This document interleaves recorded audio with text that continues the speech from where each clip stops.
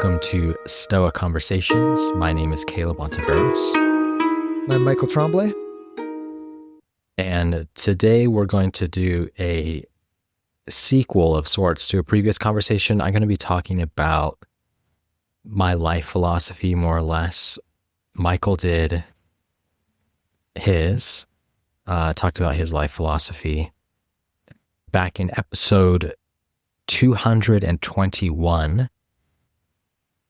So this is the partner episode to that, where I'm going to be talking about my philosophy, which of course starts perhaps with Stoicism, but then I'll discuss a few of the things I've been thinking about and highlight what I think is most important about Stoicism to me. If you haven't listened to the earlier conversation where Michael talks through his life philosophy, if you will, then definitely recommend it. But today I get to take center stage. And I'm excited to see what you've got, Caleb, because I thought this was such a fun exercise for myself, and we talked about it in the last episode. I just encourage people to just write down what you think, write down the kind of principles that motivate how you live, which is easy to just say, but when I sat down to do it, there's some contradictions. There's some things that are hard to put into words. I thought it was a really good exercise. I learned a bit about myself, so looking forward to learning a bit about you when we do this. So it's both a bit of like personal sharing, but this is a philosophy podcast. So in that personal sharing, it's sharing kind of our philosophies, and then I'll see where you go with it, but maybe some either objections to Stoicism or deviations from Stoicism, or otherwise maybe some ways that if it is fully Stoic, ways that you deal with the objections that other people raise to Stoicism, or why those aren't concerning to you. So really looking forward to talking about it. Yeah, definitely a good exercise. I think you can take the rigorous Spinoza-like geometric proof approach as you did, or perhaps a little bit more of an informal one as I have. So the way I'm thinking through this is, if I think about a life philosophy, what's sort of the central aspect of that for me, and what's one of the core arguments? And namely, I think it's the Stoic view. So what I find is the most compelling about the Stoic view, and how would I put that? And then moving on to sort of open questions, or once you've adopted that general Stoic frame, these other questions come into play, because of course this is such a large topic. And if you talk about things at the general level, at some point you need to zoom in. So, zooming into these questions about human nature, or different pictures of the world that can shape your life philosophy, that comes next. So I suppose all that's to say is talk about what I take to be the core argument for Stoicism, and then some of these questions and objections that help clarify the view for me, but also are issues that I wrestle with or are still a little foggy. Yeah, let's do it.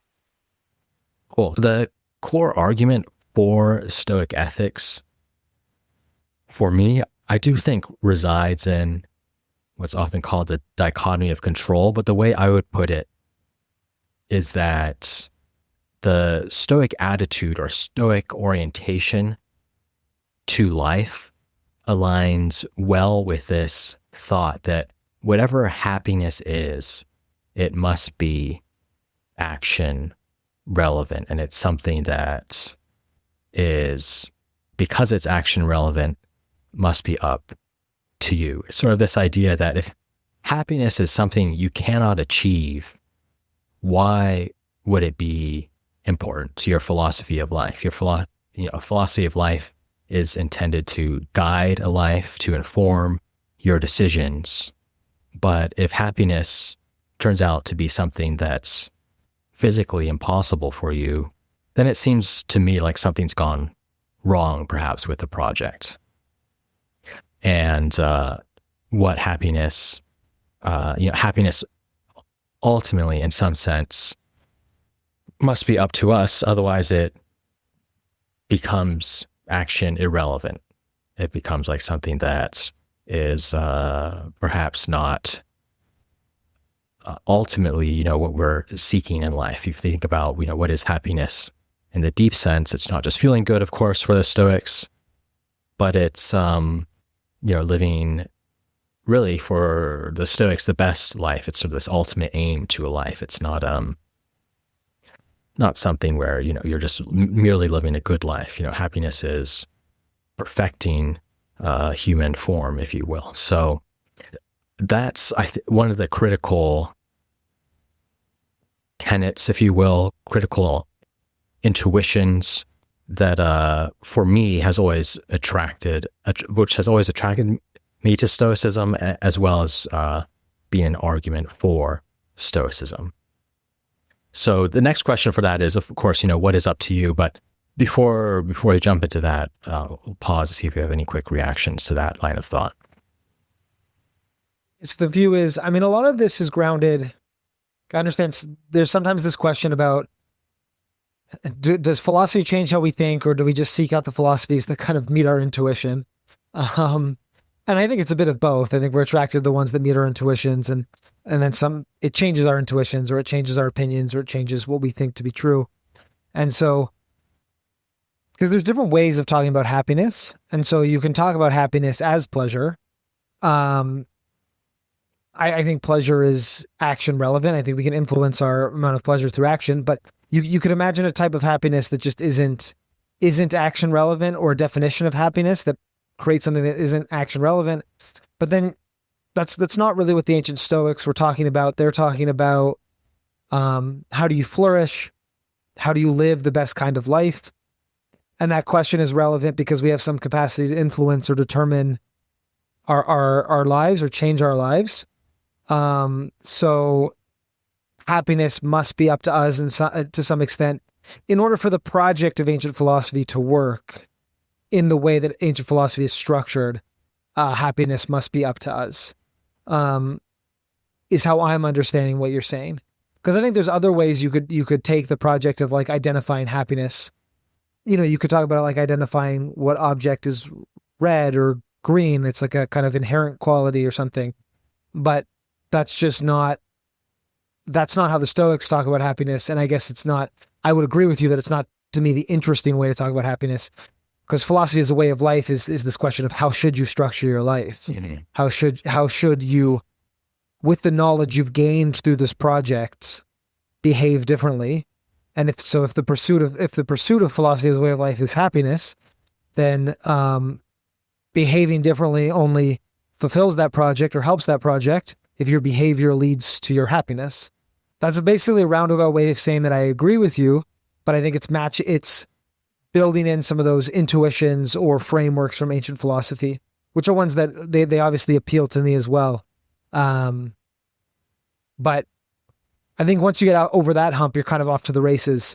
Any sort of objection to this is going to have to be, you're going to have to make some sort of objection that pulls you away from ancient philosophy, where you think that happiness is not action relevant, which I don't agree with either, but that would be the only kind of move to make here. I think that's correct. Another way to put it is, of course, the ancient project involves looking at the telos of things, their purpose, and happiness is a fulfillment of a thing's purpose. Whereas another way to put it, another way of looking at something like happiness would be almost evaluative, where you're just taking the lives in the world and ranking them as happy, not happy, or something of that sort.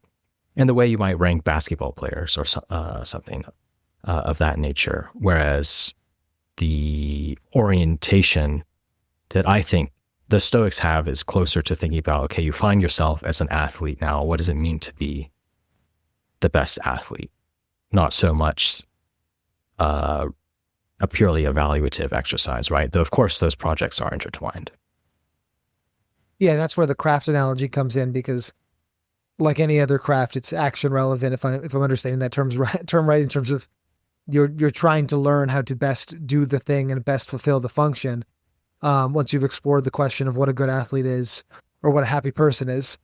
Yep. Okay. Makes sense to me. Yep. I think there's also something that the next move here, where some ancients might start disagreeing with the Stoics, of course, is that the Stoics are looking for ultimate happiness, not just something that's scoped to a particular domain. So you might say, what's a perfect basketball player? I can't achieve that. That's not something I can achieve, of course. So in that sense, if we defined, and perhaps other philosophies would say, happiness is like being a perfect basketball player. You can aim at it, but there are going to be lots of things outside of your control that are going to impact whether or not you achieve it. Your health, just your facts about your physical nature, and so on. Your relationships. And probably, I think a lot of people, of course, have this view about happiness, where it's something you can achieve, but for some people, they might not, or something you can pursue, but many people won't be able to achieve it. The move for the Stoics is thinking about that even those definitions of happiness are insufficient, because the project is, what is living the best life for humans generally? It's not just scoped to a particular domain.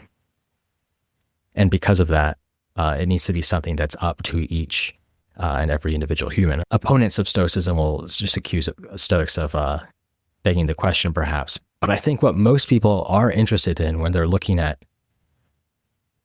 this project of happiness is ultimately these questions about, how does each individual person become happy? And in that sense, the account of happiness, in order to be most action relevant, must be something that's up to each individual.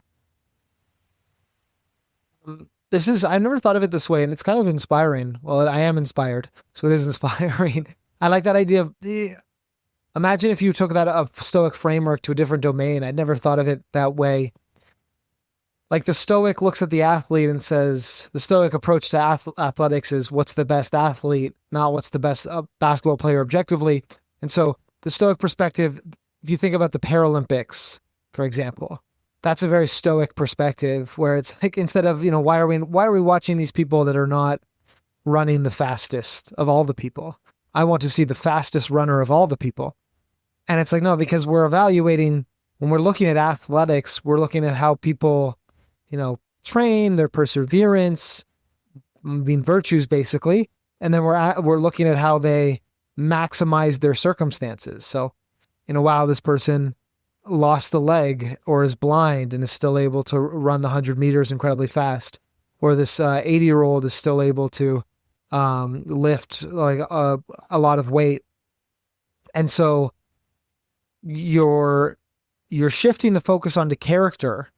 And so that just clicked for me. The Stoic view would be to actually like something like the Paralympics. It would be to like even women's sports, for example. If we're staying in that metaphor, it's not about this like objective external achievement. It's about watching people make the best choices and kind of perform up to their ability. Now that obviously doesn't always hold, because we still kind of praise objective skill. Even in the Paralympics, there's some people who don't qualify and some people who do, and things like this. But yeah, I don't. That's just to say that that clicked for me in a way that I hadn't thought about before and was helpful. Yeah, that's a useful analogy. I wasn't going to use that explicitly, so I think that's a good way to put it. And moves nicely to the next question, which is, okay, for the Stoics, what is up to you, and what explains sort of this Stoic picture? What makes them say value something like Paralympics is, as you just said, character, because that is what's up to you. We admire the dedication, the sacrifice, the obsession with a craft, whatever it is. But these are all properties of people. And what a great Stoic insight is that it has to do with how they think, with their judgments, what they value. And that's the material of character. So I suppose I'm just reciting the Stoic view, but this is what I find compelling about it. And that move from focusing on happiness as something being action relevant to happiness being the sort of ultimate aim, therefore must be up to us, to thinking about, okay, what is up to us? It's our character, and that has to do with how we think. That's really how I see the Stoic picture, and how I find it motivating, of course, but also compelling. Yeah, great. I think we're aligned there, so let's keep going. Cool. So on this picture, of course, happiness is determined how we think. There's this alignment between happiness, character, virtue. But that just brings up the question, okay, well, how do we think? How do we choose between different options in life? If you think about, what makes a great athlete, there's always some definition given by the rules. We know what are the rules of life, what makes some decisions, strategies, character traits better than others. I do think there's something to the thought that for the Stoics, it's given by our nature, not just the Stoics, of course, for the ancient Greeks. You talked about this as well. And something beautiful about the Stoic picture is there's sort of this broad cosmic perspective where they see nature as logos, as rational, intelligent order. But as you zoom in, that intelligence is still there, even in smaller aspects of the world, and the microcosm mirrors the macrocosm, as it were. So just as the universe has this aspect of intelligence, the ancient Stoics would talk about providence and order. So you can also sort of see those aspects in human nature. And a philosopher who's influenced my reading of this is a modern philosopher, is Chris Gill. I think he has a nice section in his one of his books where he talks about being able to see the providence of the universe, the order of the universe, is sort of mapping onto the smaller scale when you come to humans, sort of being pro-social as providence, and then being rational, being intelligent as this aspect of order. So he says structure, order, and wholeness on one hand, and providential care on the other, are both natural expressions of the activity of God as inbuilt mind and agency. And for the Stoics, of course, God is nature. It shouldn't be thought of as something separate. And then later he says, happiness as the goal of life is the highest expression of human nature, encapsulating the chief markers of humanity at its best: rationality and sociability. So if we're thinking about, okay, what makes a human life excellent, those for the Stoics, I think, are two aspects to keep in mind: sociability, rationality, which means intelligence, not just in the sense of, being able to do computation in your head, but in the sense of being able to make, but in the way of, being able to make sense of the world, pursuing knowledge, not claiming ignorance when you are in fact ignorant and such. And then sociability, playing your role in the larger whole, human and non-human. So I think that sort of that Stoic picture is a useful one to start making some progress on our nature and what having a good character looks like. Do you find that idea about nature and the small things, or reason or structure in the small things, does that motivate your life at all, or the way that you act? Like, are you talking about small things, about like seeing the way animals interact, or seeing, the structure of plants? Do you mean it at that level?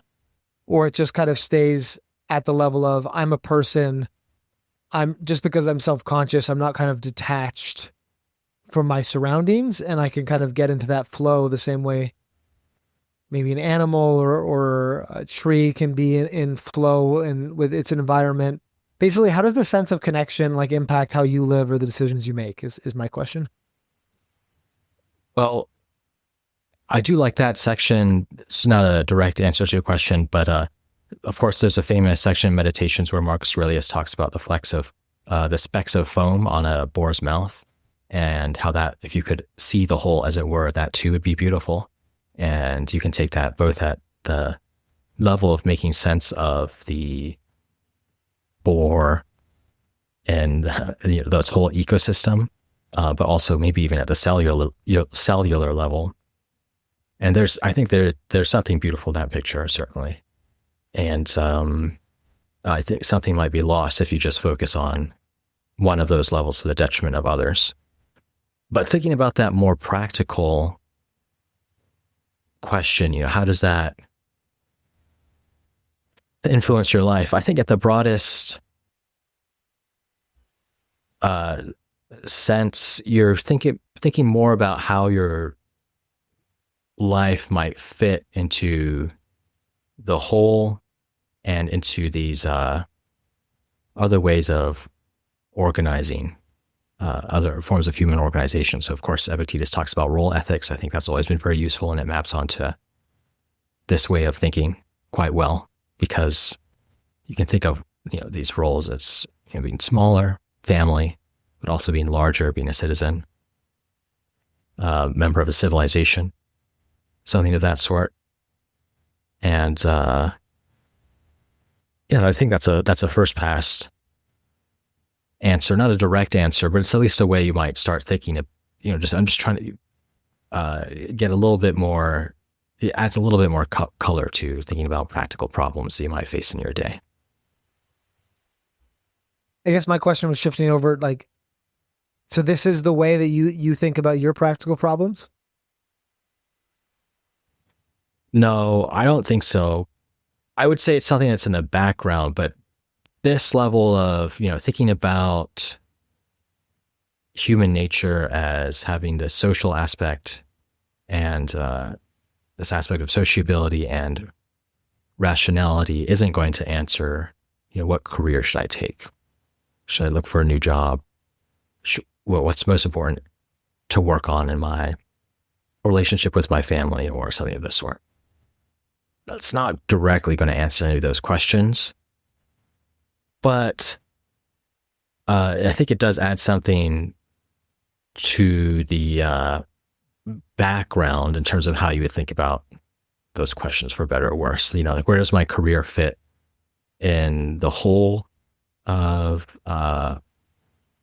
my city, my nation, my family, what have you? In terms of thinking about family might be more important. We've talked about this a little bit more than, at least in I wouldn't want to overstate this, but at least in some modern styles of thoughts, family might be undervalued. And then even at the level of thinking about your reactions and training your attention and such, this picture of intelligence as being essential to human nature is important, and can I think does shape how I spend my time thinking about how to think better, working on being accurate. I think you can go through life without maybe perhaps in a more sophistical style where you care more about achieving outcomes and you're less concerned with how you think or what you say. But I think that's ruled out by the Stoic approach to life, and that does have practical upshots. Yeah, you can't be a sociopath or something. You have to see your connection.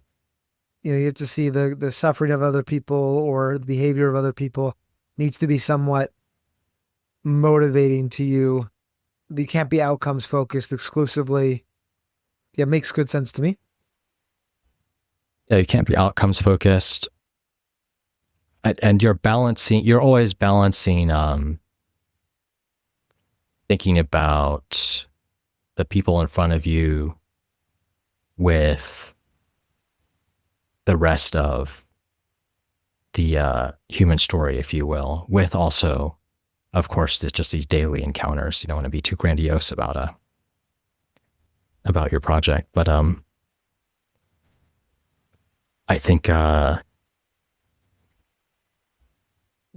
think that kind of thinking is, you're a little less inclined to be distracted well, maybe at least you would aspire to be less inclined to be distracted by stress in your own personal life, but perhaps also more, disturbances at the group of at a larger scale, because even at the geopolitical level, the whole is often more significant. You're always trying to balance that really extreme view from above with what's right in front of you. Cool. Let's keep going. Cool. All right. So I think that adds some more color, but I think you could press. Certainly, someone could press and say, "Well, this is still pretty abstract and pretty philosophical." And I have to say that we are going to stay abstract and philosophical. We'll get down into the practical here and there, but there's of course, as always, other important questions and issues at the theoretical level to consider. And I think about objections to Stoicism, wrestling with different pictures that are not exactly Stoic. I was thinking through, what are some of the most plausible accounts of the world that are distinct from Stoicism? I thought of about 3, and I think each of these influenced me in different ways. One is the idea that life is tragic, and it pushes against the core Stoic argument for happiness. There's an evaluative version which just says some people cannot be happy. Whatever happiness is, it's like being the perfect basketball player. Some people are suited for it, other people are not. Whether it's due to imperfections of their nature, facts about the external world, whatever it is, life is just tragic in that respect. But there's also an aspirational version in this, which is that you just can't be perfectly good, and there's something. Of course, there's something tragic about that picture. Even if you think about the stories and myths we tell ourselves, people are rarely happy in the Stoic sense. Sometimes one can argue they are, but it's often quite rare, and perhaps that suggests that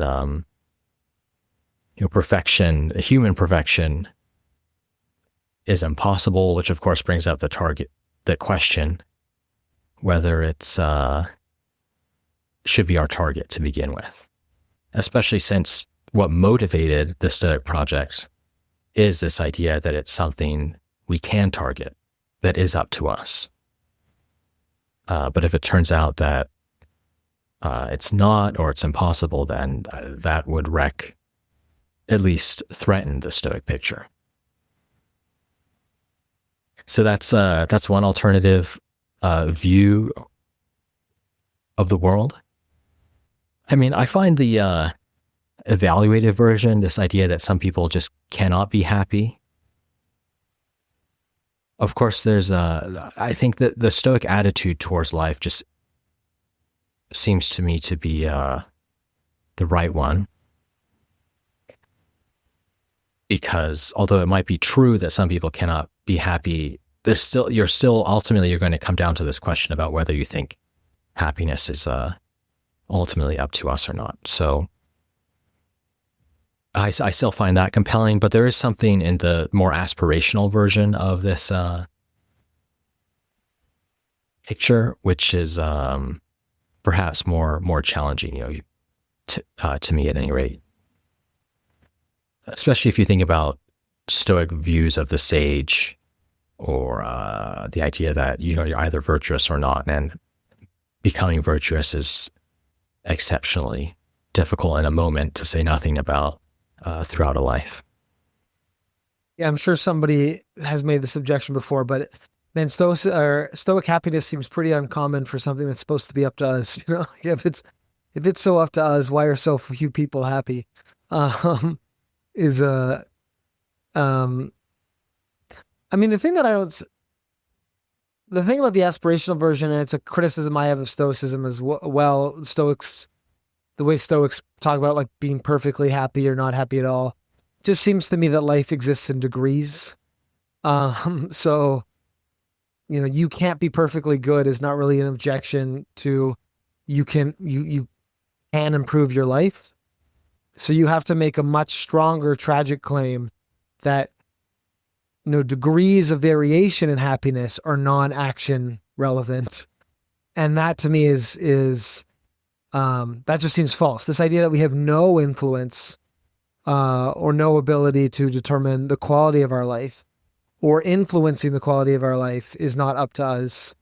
That seems to me goes way too far, or would require placing way too much value on one specific thing, right? Like I can only be happy if I'm, very beautiful, and because I've scarred my face, happiness is no longer available to me, and there's no degrees of happiness anymore because it's this binary of beautiful or not beautiful, and yeah, you could have that tragic view, but it doesn't strike me as very, I don't know, plausible.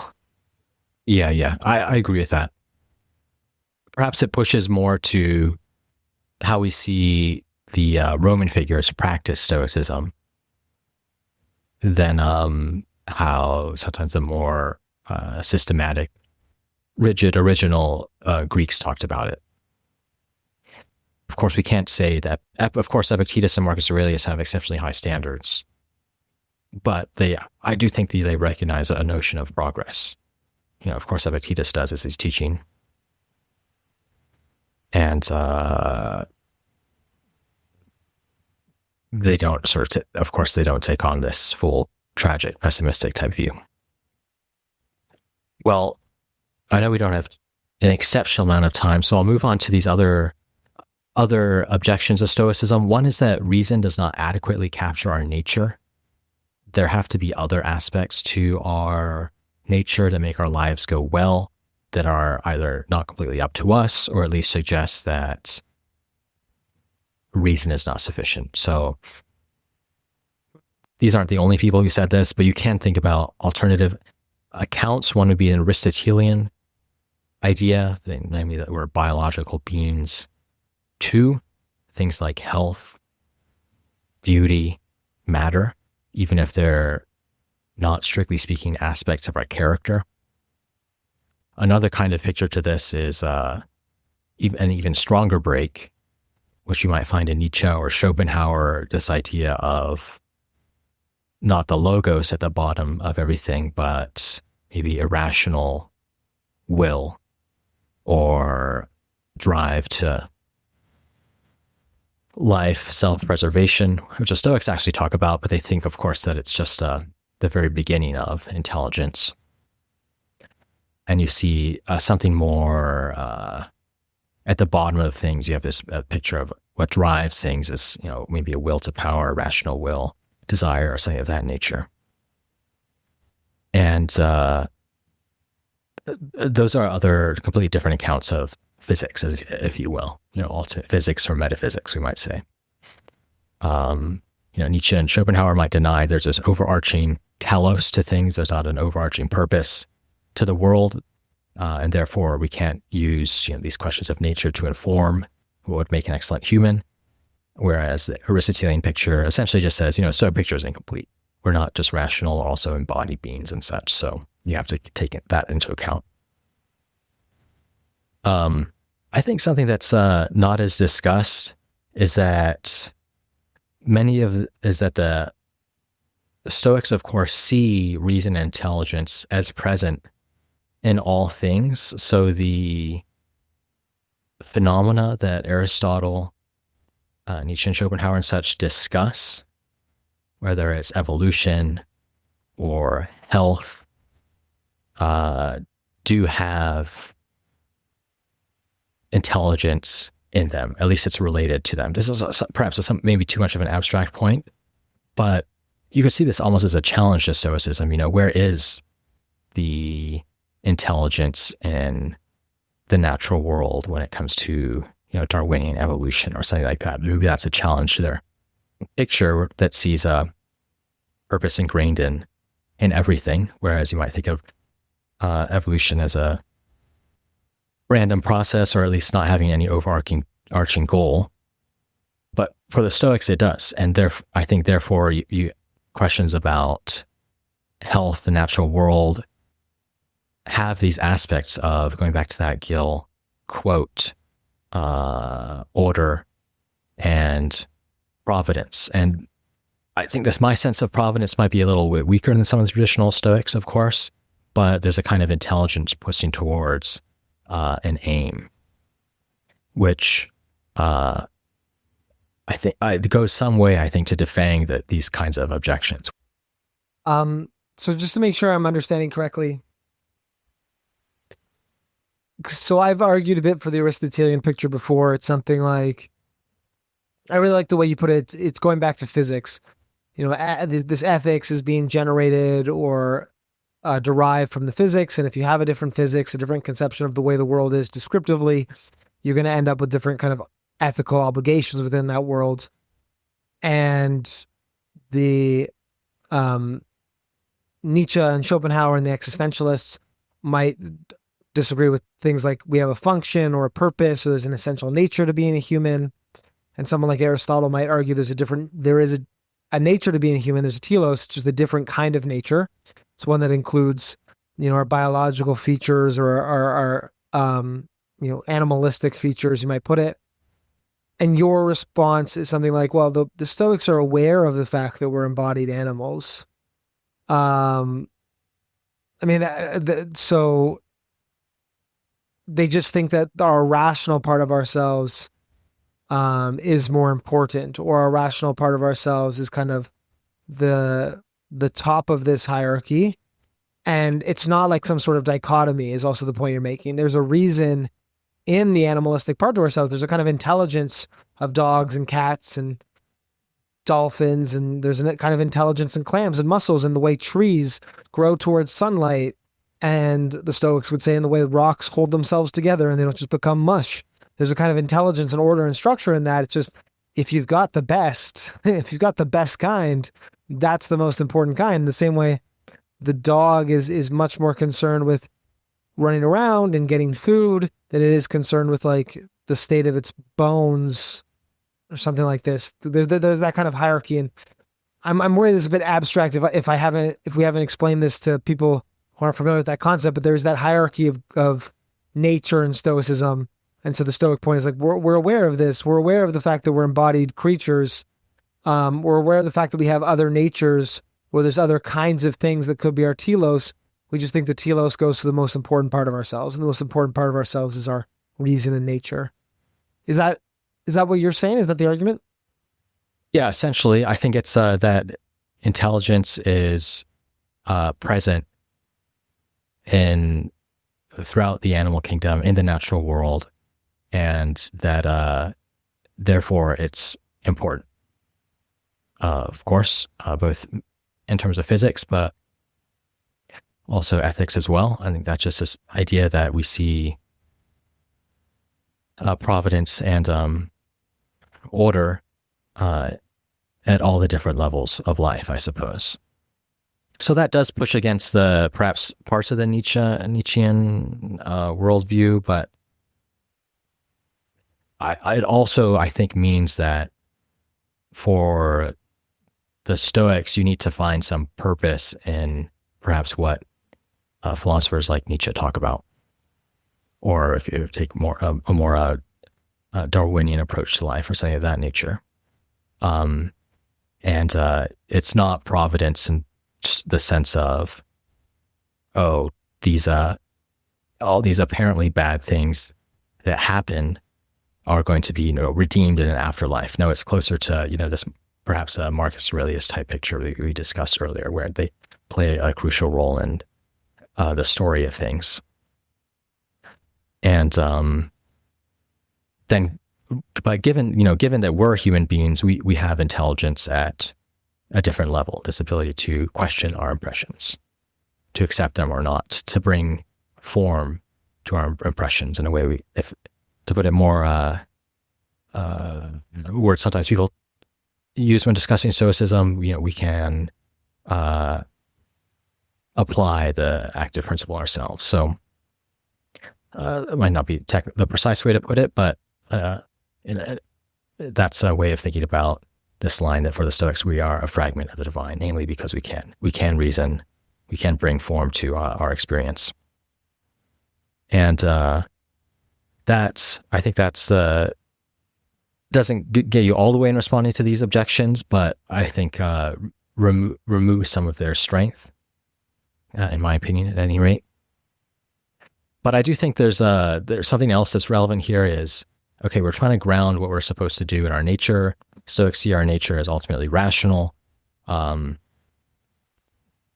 we still have to have some amount of humility in terms of how we see that rationality actually working out in our own life and the lives of others. What does intelligence actually mean? I think we should have some question marks around our understanding of that. And that I think that means perhaps you would take some so-called maybe non-rational or non-cognitive approaches to life more seriously as ways of getting at knowledge, which sounds like a terribly silly thing to say out loud. But I think this sort of classical Stoic idea where every decision is really just, attaching a predicate to some proposition, and humans are almost like classical computers in a way. It cannot be correct given the fact of uncertainty and the fact that things are not always so binary. I'm not too pleased with how that came out exactly, but hopefully that maybe you can reconstruct it into something more comprehensible. No, I like the frame. I liked the framing of that the Stoics think of us as these computers. It's this kind of propositional knowledge of we reflect the world in some sort of the Stoics literally think we make a statement. We see a tree and our mind is like, that is a tree. And then we say, yes, it is. Or we say, no, it isn't. And we kind of just process the life this way, and our beliefs, our understanding of the world, even our emotions are just the response of assenting or dissenting to more and more complex versions of these propositions. Yeah. And your point is that there's a whole group of religious or mythical thinkers that reject this as kind of an exhaustive way of understanding the world. Like there's no room in Stoicism for revelation. There's no room in Stoicism for non-propositional knowledge, because even the Stoics argue that we are born as blank slates, and we develop our understanding of the world from a series of ascents or descents, and that's how we become ignorant, is because we make some mistakes doing that when we're kids, or we're born in societies that teach us the wrong things. And when you just are studying Stoicism all the time, it's easy to fall into that way of thinking. That just good to point out that there's schools of thinking like Taoist thought that are just like reject this project entirely. I find these objections compelling because, or at least difficult to counter, because they're kind of just like doing a different game. Like it's a different language. So it's like you can't use the language of game A of classical Greek philosophy to combat the other set of language, because there's just so much. They're just different projects. There's so much talking past each other. In the attempt of doing one, you fail to represent the other. Like if I try to apply classical language to mythical ways, classical Greek language to mythical ways of thinking, or describing the unknowable, once you try to describe it, you've lost it, right? It's escaped out from you. So I think your point here, as I was understanding your point, is there's just the kind of general humility of, well, this is how I live, and if I'm gonna, even if I think this is the best argument for how to live, it's still a way of living that's like based on argument, and that's not in line with non-rational, non-cognitive approaches to life, which are more interested in myth or I don't know, almost this kind of revelation, or this way of emphasizing feeling before thinking. Is that right? Yeah, I think so. I think that's well said. I don't know if I would say the last bit, feeling before thinking, but I think in general that's the right move. It's either that, perhaps one way to put it is that for the Stoics, thinking needs to be broader. It can't just be this sort of propositional thing where you are a computer. It almost seems like the Stoics think, you get some input from the world, that's your impression, and then you reason about it and then assent or not. And then that reasoning can be stated in another proposition, the outcome of that reasoning. And probably the reasoning steps themselves can be composed into propositions, and they can be made explicit, which doesn't, I think either you need to think about propositions in a broader sense than purely words, what the Stoics did. They had this concept of lecta, but maybe, and then that sort of brings in some interesting questions about what it can exactly express meanings, and maybe meanings are broader than, say, a lot of than purely, say, verbal statements or something of that nature, or meanings can be expressed by more things than verbal statements. Anyway, that's something to explore, something I'll think about quite a bit more. In terms of a practical upshot, I think the classical Stoic approach would put verbal or internal disputation would rank it very highly in self-therapy, right? You're experiencing anxiety. What should you do? Think about the judgments you're making about the current situation, and then bring to mind arguments against those values that are implicit in the emotion and such. And that is an essential practice, and it's certainly underrated. But sometimes things that seem non-cognitive or do not involve this form of disputation simply work, which to me suggests that that purely propositional picture is, I think, as I said, you need to broaden out what this idea of a proposition is, or change it in some other way. Anyway, it seems incomplete to me, insufficient.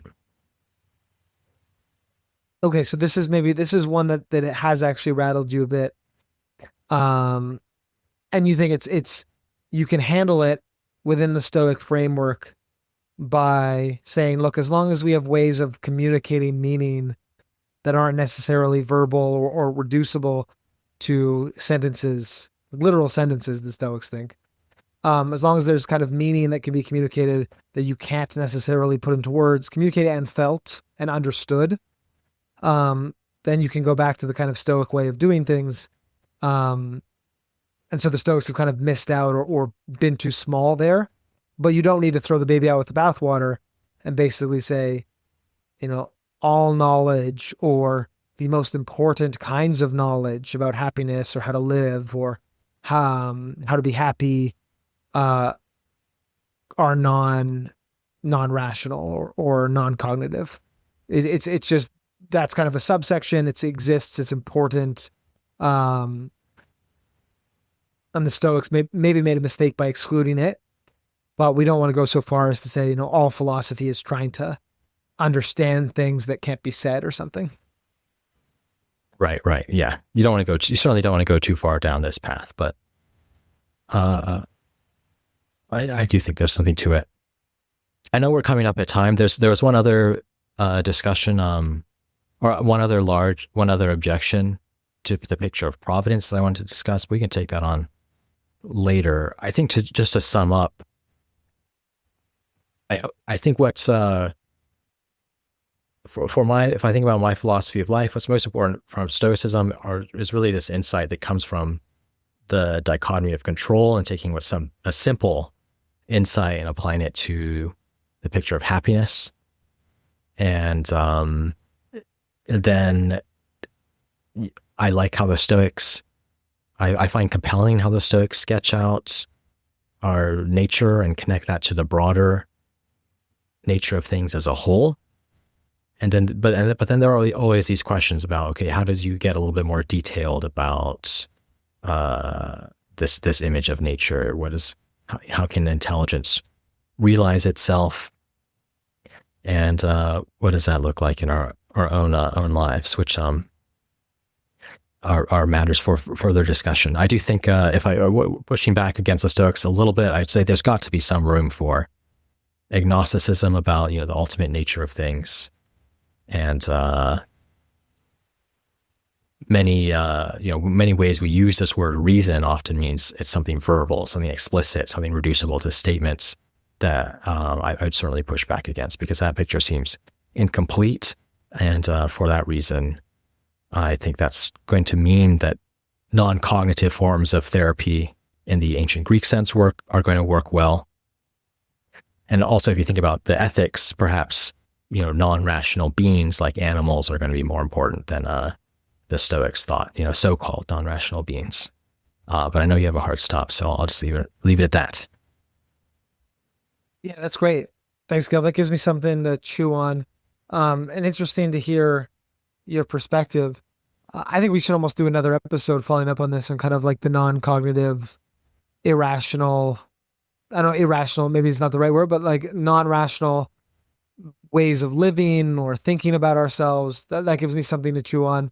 And I'm generally, if there's something before the Stoics, it's Socrates. So I'm generally not always a fan of something that, of that perspective you have about, we have to have some agnosticism or some kind of humility in our capacity to know. I think we don't have to go full skeptic with it. But keeping a bit of an open mind is really helpful. So thanks. Yeah, thanks for listening, all. Peace.